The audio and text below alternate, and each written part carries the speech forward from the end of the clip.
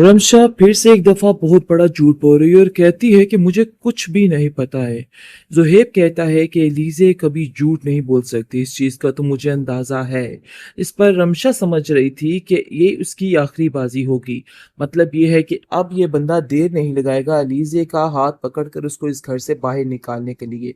लेकिन एलिज़े जैसे ही ये सारा मामला देखती है तो उसका दिल बुरे तरीके से चकनाचूर हो जाता है, क्योंकि वो सोच भी नहीं सकती थी कि उसकी सास रमशा के साथ मिलकर ये सब कुछ कर सकती है। वो उस पे बहुत ज़्यादा यकीन करती थी। रमशा कहती है कि देखो जो कुछ तुम कर रही हो ना, हमारे दरमियान लड़ाई डलवाने की कोशिश, इन सब चीज़ों में तुम कामयाब नहीं हो सकती। ये बात तो बिल्कुल तय है। जिसको सुनकर वो कहती है कि आपने जो मेरे साथ किया है, मैं वो कभी नहीं भूल सकती हूँ। अब आप चाहे सोने की भी बन के आ जाएँ, लेकिन मैं आप लोगों पे यकीन नहीं करूँगी। ज़ुहैब बहुत टूट चुका है, वो समझ नहीं पा रहा कि वो क्या करे। एक तरफ उसकी माँ की ये हालत और दूसरी तरफ उसकी बहन का ये रवैया देख-देख कर निढाल हो चुका है और उसको समझ नहीं आ रही कि आखिर इन सब चीज़ों में फैसला करे तो कैसे करे? क्योंकि ये फैसला करना उसके लिए बहुत ज़्यादा मुश्किल हो गया है। वो जैसे ही अपनी माँ के बारे में सोचता है कि आखिर अपनी माँ उसकी कैसे ये सब कुछ कर सकती थी। अलीज़े के साथ इतना बड़ा दंगा-फ़साद कोई कैसे कर सकता है? वो तो सबके साथ इतना प्यार, इतना सलूक के साथ रहती है, लेकिन इसके बावजूद किसी को उसकी कोई कदर नहीं आई। अलीज़े बहुत रोती है और उसकी माँ उसको कहती है कि बेटा तुम परेशान ना हो। जिन लोगों ने जो कुछ तुम्हारे साथ किया है ना, उन लोगों का हिसाब उस चीज़ को देना ही पड़ेगा। तुम्हें परेशान होने की ज़रूरत नहीं है और ये सब कुछ अल्लाह पे छोड़ दो। देख लेना बहुत जल्द इन सब चीज़ों का हिसाब-किताब हो जाएगा। इस पर अलीज़े कहती है कि मैं किसी को कोई सज़ा नहीं देना चाहती, लेकिन मुझे इस बात की काफ़ी तकलीफ़ है जो कुछ उन लोगों ने मेरे साथ किया है।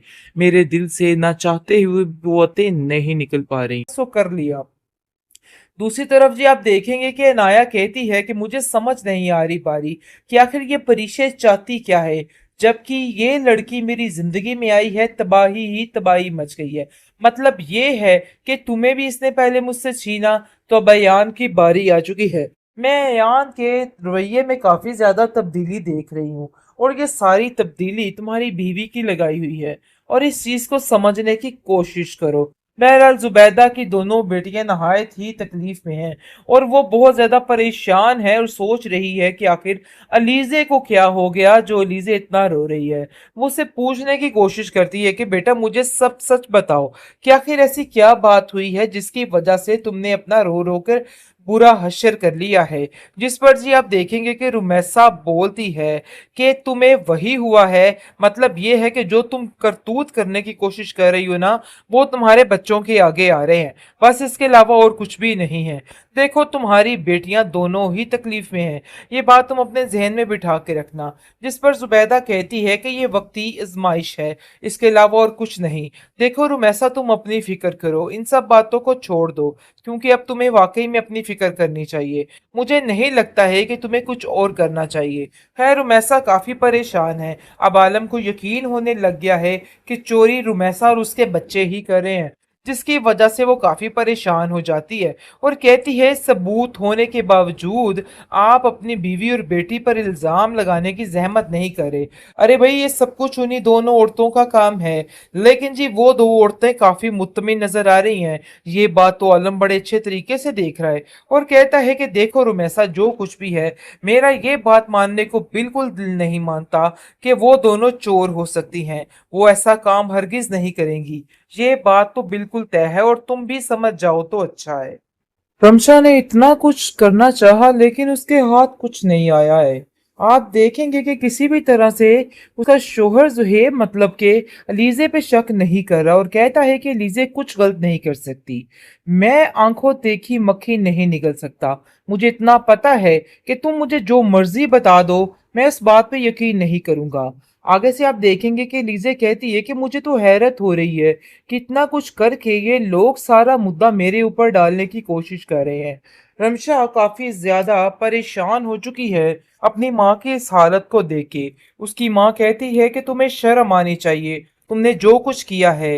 एक तो चोरी, ऊपर से सीना जोरी। लेकिन शायद तुम्हें इन सब चीजों की परवाह ही नहीं और समझ ही नहीं आ रही कि तुमने क्या कर दिया।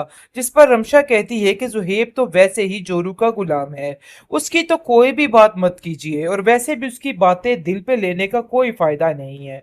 अगर वो जाता है तो जाए भाड़ में, कोई हमें उससे लेना देना नहीं है। जिसको सुनकर आप देखेंगे कि काफी ज्यादा परेशान हो जाती है उसकी माँ, और कहती है मैं किसी भी तरह से अपने बेटे को अपने हाथ से नहीं गंवाना चाहती हूँ। मैं अपने बेटे जुहेब से और अलीजे से बहुत प्यार करती हूँ। अलीजे काफी परेशान और रो रही है कि आखिर उसके साथ ये सब कुछ क्या हो गया। वो रिश्ते जिनको आज तक वो इतने तरीके से, इतने पाक तरीके से निभा रही थी, लेकिन एकदम से उसको पता चला कि सब कुछ खराब करने वाले वही हैं। रमशा जो कि उसको आज इल्जाम तराशी कर रही है उसके ऊपर, और कहती है कि इसका तो करैक्टर ही ठीक नहीं है। मैं तो तुम्हें बहुत पहले बता देना चाहती थी, लेकिन मैंने क्या कहूँ तुम्हें अब कि ये लड़की क्या करने की कोशिश कर रही है। अलीसे कहती है कि मैं आपके सामने कोई सफाई का लफ्ज पेश नहीं करूंगी, इसलिए मुझसे इन सब बातों की उम्मीद मत रखिएगा कि कोई किसी किस्म की सफाई पेश की जाएगी। आपने जो करना था ना सो कर लिया। दूसरी तरफ जी आप देखेंगे कि अनाया कहती है कि मुझे समझ नहीं आ रही बारी कि आखिर ये परिशे चाहती क्या है, जबकि ये लड़की मेरी जिंदगी में आई है तबाही ही तबाही मच गई है। मतलब ये है कि तुम्हें भी इसने पहले मुझसे छीना, तो अब अयान की बारी आ चुकी है। मैं अयान के रवैये में काफी ज्यादा तब्दीली देख रही हूँ, और ये सारी तब्दीली तुम्हारी बीवी की लगाई हुई है, और इस चीज को समझने की कोशिश करो। बहरहाल जुबैदा की दोनों बेटियां नहायत ही तकलीफ में हैं, और वो बहुत ज्यादा परेशान है और सोच रही है कि आखिर अलीजे को क्या हो गया जो अलीजे इतना रो रही है। वो उसे पूछने की कोशिश करती है कि बेटा मुझे सब सच बताओ कि आखिर ऐसी क्या बात हुई है जिसकी वजह से तुमने अपना रो रो कर बुरा हश्र कर लिया है। जिस पर जी आप देखेंगे कि रुमैसा बोलती है कि तुम्हें वही हुआ है, मतलब ये है कि जो तुम करतूत करने की कोशिश कर रही हो ना, वो तुम्हारे बच्चों के आगे आ रहे हैं, बस इसके अलावा और कुछ भी नहीं है।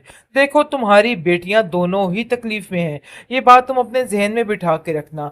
जिस पर जुबैदा कहती है कि ये वक्ती आजमाइश है, इसके अलावा और कुछ नहीं। देखो रुमैसा तुम अपनी फिक्र करो, इन सब बातों को छोड़ दो, क्योंकि अब तुम्हें वाकई में अपनी फिक्र करनी चाहिए। मुझे नहीं लगता है कि तुम्हें कुछ और करना चाहिए। खैर रुमैसा काफी परेशान है। अब आलम को यकीन होने लग गया है कि चोरी रुमैसा और उसके बच्चे ही कर रहे हैं, जिसकी वजह से वो काफी परेशान हो जाती है और कहती है सबूत होने के बावजूद आप अपनी बीवी और बेटी पर इल्जाम लगाने की जहमत नहीं करे। अरे भाई ये सब कुछ उन्हीं दोनों औरतों का काम है, लेकिन जी वो दो औरतें काफी मुतमिन नजर आ रही हैं। ये बात तो आलम बड़े अच्छे तरीके से देख रहा है, और कहता है कि देखो रुमैसा जो कुछ भी है, मेरा ये बात मानने को बिल्कुल दिल नहीं मानता कि वो दोनों चोर हो सकती हैं। वो ऐसा काम हरगिज नहीं करेंगी।